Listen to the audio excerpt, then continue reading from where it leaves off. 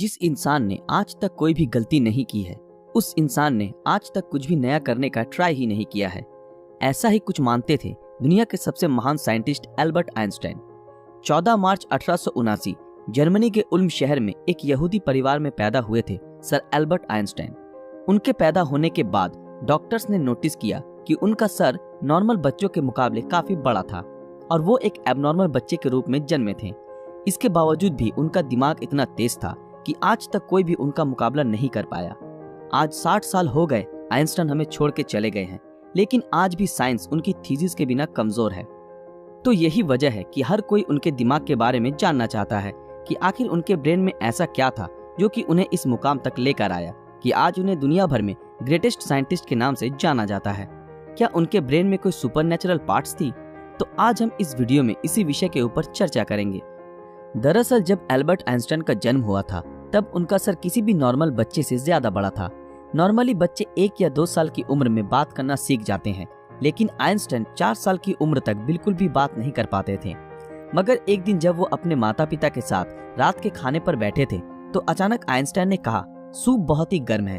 अपने बेटे को इस तरह एकदम साफ बोलता सुन उनके पेरेंट्स हैरान हो गए और खुश भी हुए। लेकिन बाद में जब उनसे पूछा गया कि अब तक तुम क्यों कुछ नहीं बोलते थे, तो आइंस्टाइन ने अजीब से जवाब दिया कि अब तक तो सब कुछ सही था। आइंस्टाइन के जीवन से जुड़े अजीबोगरीब किस्से यही नहीं रुके, बल्कि उनके बड़े होने पर भी उनकी कई ऐसी आदतें थी जिनके बारे में सुनकर हर कोई हैरान रह जाता है। जैसे कि एल्बर्ट आइंस्टाइन को डेट्स और फोन नंबर याद रखने में प्रॉब्लम होती थी, यहाँ तक कि उन्हें खुद का टेलीफोन नंबर भी याद नहीं रहता था। एक बार उनके एक सहकर्मी ने उनसे उनका फोन नंबर मांगा तो आइंस्टाइन उनके पास रखे टेलीफोन डायरेक्टरी में अपना नंबर ढूंढने लगे। ये देख के सहकर्मी ने चकित होकर बोला, आप अपना खुद का फोन नंबर क्यों याद नहीं रखते? तो आइंस्टाइन ने उनको कहा कि किसी ऐसी चीज को भला क्यों मैं याद रखूं जो मुझे किताबों में ढूंढने से मिल जाती है। आइंस्टाइन कभी भी जूतों के अंदर मोजे नहीं पहनते थे, क्योंकि उनकी टांगों की उंगलियां इतनी बड़ी थी कि बचपन में हमेशा टांगों की उंगलियों की वजह से मोजे में छेद हो जाते थे। इसलिए उन्होंने मोजा पहनना ही छोड़ दिया। यहाँ तक कि वो अपने जूतों के फीते भी दूसरों से बंधवाते थे, क्योंकि उन्हें जूते के फीते बांधना भी नहीं आता था। दोस्तों, आइंस्टाइन हमेशा कहते थे कि मेरे अंदर कोई खास चीज नहीं है, पर मैं तो केवल एक ऐसा इंसान हूँ जिसमें क्यूरियोसिटी कूट कूट कर भरी हुई है। लेकिन आपको ये जानकर हैरानी होगी कि आइंस्टाइन हमेशा से इतने बुद्धिमान नहीं थे, बल्कि वो बचपन में पढ़ाई में बहुत ही कमजोर थे। इसलिए बचपन में उनकी गिनती बेवकूफ बच्चों में की जाती थी। उनकी कुछ हरकतों की वजह से उन्हें कुछ लोगों ने तो शारीरिक रूप से विकलांग कहना भी शुरू कर दिया था। खास करके आइंस्टाइन के टीचर भी उन्हें पसंद नहीं करते थे, क्योंकि वो सिर्फ साइंस और मैथ के अलावा हर सब्जेक्ट्स में फेल होते थे और बचपन से ही आइंस्टाइन को किताबी ज्ञान में कोई रुचि नहीं थी। हालांकि इसके बावजूद भी उन्होंने दुनिया के सामने साइंस की कई ऐसी थीसिस पेश की जिसके बिना आज भी साइंस कमजोर है, और यही वजह है कि उनका दिमाग आज भी चर्चा का विषय बना हुआ है। 18 अप्रैल 1955 आइंस्टाइन की मृत्यु के बाद पैथोलॉजिस्ट डॉक्टर थॉमस हार्वे ने आइंस्टाइन के परिवार की अनुमति के बिना ही उनके दिमाग को रिसर्च के लिए निकाल लिया था और वो वहां से भाग गए। इस हरकत के लिए डॉक्टर हार्वे को नौकरी से निकाल दिया गया, लेकिन उन्होंने कहा कि ऐसा उन्होंने सिर्फ रिसर्च के लिए ही किया है और वो वादा करते हैं कि वो आइंस्टाइन के दिमाग पर रिसर्च जरूर करेंगे ताकि आने वाले समय में इससे साइंस और साइंटिस्ट दोनों को ही कुछ फायदा हो सके। लेकिन रिसर्च के लिए परमिशन न मिलने के कारण डॉक्टर हार्वे ने आइंस्टाइन के दिमाग को एक जार के अंदर बेसमेंट में कैद रखा। बाद में आइंस्टाइन के बेटे हैंस एल्बर्ट आइंस्टाइन की अनुमति के बाद डॉक्टर हार्वे ने आइंस्टाइन के दिमाग पर रिसर्च करना शुरू किया। पहले उन्होंने आइंस्टाइन के दिमाग का वजन किया, जिसका वजन 1230 ग्राम था, जो नॉर्मल इंसान के दिमाग के वजन से काफी छोटा था, क्योंकि दरअसल एक इंसान के दिमाग का वजन करीब 1400 ग्राम होता है।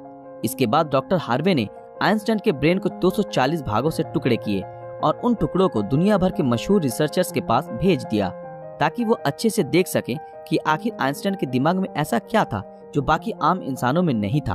और उसके बाद डॉक्टर हार्वे ने आइंस्टाइन के ब्रेन टिश्यूज के 1000 माइक्रोस्कोपिक स्लाइड्स बनाए, जिससे आइंस्टाइन के दिमाग की अच्छी तरह से जांच हो सके। रिसर्च के दौरान ये पाया गया कि आइंस्टाइन के ब्रेन में आम इंसानों से ज्यादा सेल्स थी। आइंस्टाइन के दिमाग का सेरिब्रल कॉर्टेक्स नाम का हिस्सा एक आम इंसान के दिमाग के मुकाबले काफी अलग था।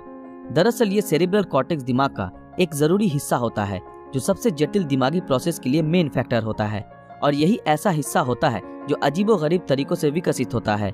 और साइंटिस्टों का मानना है कि यही वजह थी कि उनका दिमाग बहुत ही असाधारण सोचता था। जब साइंटिस्टों ने आइंस्टाइन के ब्रेन को फर्दर एग्जामिन करना शुरू किया तो वो बिल्कुल हैरान रह गए कि उनके ब्रेन में रिंकल पैरिएटल ऑपेरिकुलम मिसिंग है, जिसके कारण उनके ब्रेन की पैरिएटल लोब का साइज नॉर्मल ब्रेन से 20% ज्यादा बड़ा था। साइंटिस्टों का कहना है कि यही वजह है कि आइंस्टाइन की मैथमेटिकल स्किल और चीजों को इमेजिन करने की पावर नॉर्मल ब्रेन से ज्यादा थी और उनके दिमाग में न्यूरॉन्स की डेंसिटी 17% ज्यादा थी, जिस वजह से आइंस्टाइन को ज्यादा ब्रेन पार्ट मिलती थी। साइंटिस्ट के मुताबिक इसी वजह से आइंस्टाइन का कंसंट्रेशन और दूरदर्शिता और उससे कई ज्यादा था। साइंटिस्ट कहते हैं कि आइंस्टाइन के ब्रेन में ज्यादा फॉल्ट थी, जो उनकी इंटेलिजेंसी का और एक कारण था। आइंस्टाइन का दिमाग 40 टुकड़े के रूप में अमेरिका के फिलाडेल्फिया शहर के मटर म्यूजियम में प्रिजर्व किया गया है। दोस्तों, आज साइंस ने कितनी तरक्की कर ली है, लेकिन इसके बावजूद आज भी आइंस्टाइन के दिमाग और इंटेलिजेंसी एक पहेली बनी हुई है। लेकिन साइंटिस्टों को आशा है कि फ्यूचर में किसी बेहतरीन टेक्निक के जरिए आइंस्टाइन के दिमाग को और भी बेहतर तरीके से जानने में कामयाबी हासिल होगी।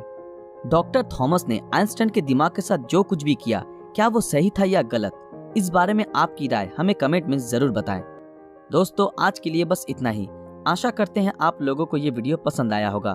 तो फिर मिलेंगे अगले वीडियो में ऐसे ही किसी मजेदार विषय के साथ। अगर आप ऐसे ही और वीडियो देखना चाहते हो तो हमारे इस चैनल को सब्सक्राइब करके बेल आइकन ऑन कर दें, ताकि जब भी कोई नया वीडियो आए आप तक नोटिफिकेशन पहुंच जाए। अगर ये वीडियो आप लोगों को अच्छा लगा तो इस वीडियो को लाइक, कमेंट और ज्यादा से ज्यादा शेयर जरूर करें। तो मिलते हैं आपके साथ अगले वीडियो में, तब तक के लिए शुक्रिया।